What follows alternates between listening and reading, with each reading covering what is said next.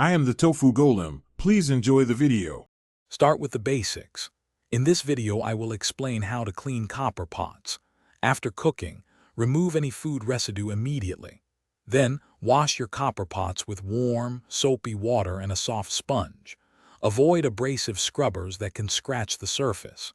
Rinse well and dry the pots completely with a soft cloth to prevent water spots and maintain their shine.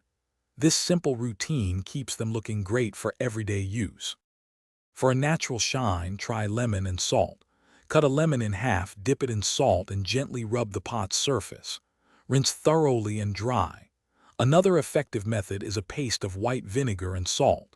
Apply, let it sit briefly, then scrub and rinse. For tougher tarnish, a baking soda paste mixed with a little water works wonders. These methods are gentle and use common household ingredients. When your copper pots need a deeper clean, commercial copper cleaners are very effective. Follow the product instructions carefully, applying with a soft cloth in small, circular motions. These cleaners are designed to remove heavy tarnish and restore the copper's original luster.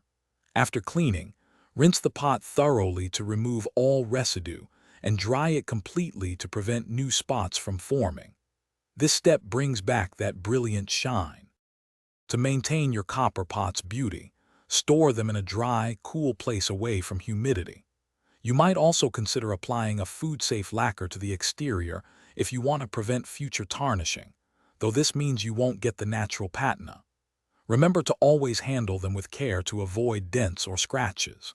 For more tips and to check out the Owala water bottle mentioned, please see the description below for links and other great deals. Thanks for watching. Consider subscribing if we helped you today.